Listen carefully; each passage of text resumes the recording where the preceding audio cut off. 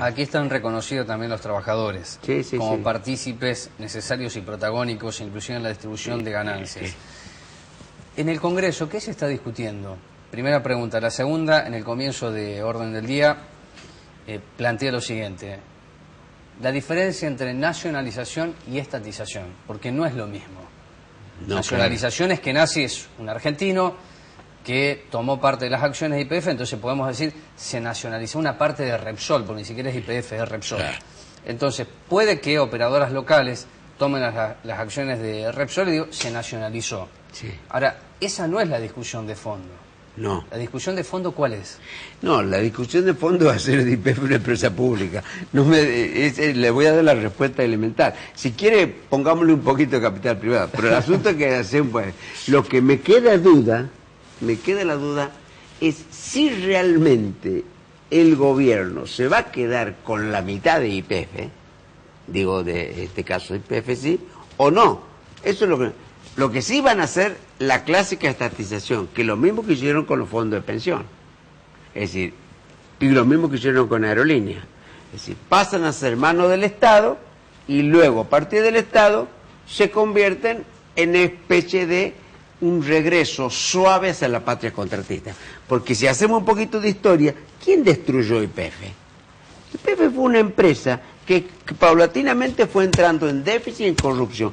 ¿Cuál era el mecanismo de la corrupción? Lo que se le llamaba la patria contratista. YPF era el lugar donde hacían negocios los privados a partir de la empresa del Estado. Por lo que nosotros, esto es lo que no queremos. Por eso no queda claro si ellos van a seguir con un esquema privado, aun con empresarios nacionales amigos, como sea, o van a pasar a un control estatal de más de la mitad. Daría la impresión de que tienen alguna contradicción, porque tienen otras cuestiones en el plano internacional que jugarían en contra de eso. Por ejemplo, la política de Malvinas requiere de una serie de consensos que se va a ir dando de patadas, por ejemplo, con una política de nacionalización. Una cosa es España apoyando el diálogo y que tiene motivaciones porque tiene el problema de Gibraltar, y otra cosa es España enojada no apoyando el diálogo. No queda claro cómo va a terminar. ¿Esto en el Congreso se palpita o no? ¿O es el proyecto si viene al Ejecutivo y entonces se dinamiza y se trabaja? Es como una especie de expectativa esto. Nosotros, el último debate en el Congreso fue difícil y la verdad que el Frente para la Victoria se molestó. Pero hay una sensación de que ellos están empujando que el Congreso se convierta prácticamente en una escribanía. Los tres últimos proyectos importantes fueron express. El Banco Central llegó el proyecto el lunes a la mañana, el martes entró a comisión y el miércoles lo estábamos discutiendo. El único... no, ¿cuál es el otro? Lo mismo el de subte. Por eso digo, no, el otro proyecto que creo que fue el del aborto, ¿puede ser? El aborto, no sé, estará en comisión. Está en comisión. Es un proyecto que está siendo discutido. Sí. Pero creo que tratamos uno sobre la trata. Algún proyecto de estas características fueron proyectos que venían de hace años, que se venían trabajando. Pero estos proyectos son todos expresos. O sea que no me extrañaría que la semana que viene aparezca un proyecto que diga, bueno, compramos YPF o lo que sea. ¿Se puede trabajar sobre esto que es un proyecto que ustedes presentaron con la idea que el gobierno pueda lanzar a la Cámara Baja o al Senado? Digo, hay espacio, usted no sé si escuchaba la nota anterior en donde Lorenzino decía, hay consenso. Si hay consenso es porque más o menos los intereses de cada fuerza, si es que representan los intereses generales de la población, están contemplados allí. No, yo creo que espacio no hay. No hay. No hay porque, voy a dar un ejemplo, creo que lo digo honestamente, creo que es un error del gobierno, no lo digo bien, un error en el sentido que yo creo que hay tres problemas que el gobierno no puede resolver solo. El gobierno no está en condición de resolver solo el problema del ferrocarril. No está en condiciones de resolver solo el problema petrolero. Porque hay un dato, lo decía Peña, creo que hace 2 o 3 días en un artículo en Clarín, la YPF que nosotros conocemos no existe más. No existe más, no están los técnicos. Hay un poco eso de... No porque lo diga Peña, si no existe más. No existe más. Entonces hay un poco de ficción en todo esto. Entonces, y una ficción que se convierte en una cosa, entre comillas, nacional y popular discursiva y poco seria. Esto es lo que digo. Entonces, yo creo que hay temas que hacen a la unidad nacional, digamos, que dan la oportunidad para que trabajemos de manera unitaria. La recuperación del ferrocarril.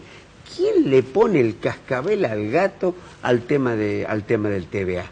Además, con un problema que lo han señalado compañeros nuestros. Acá hay muchos años donde inclusive los propios trabajadores ferroviarios han desaprendido.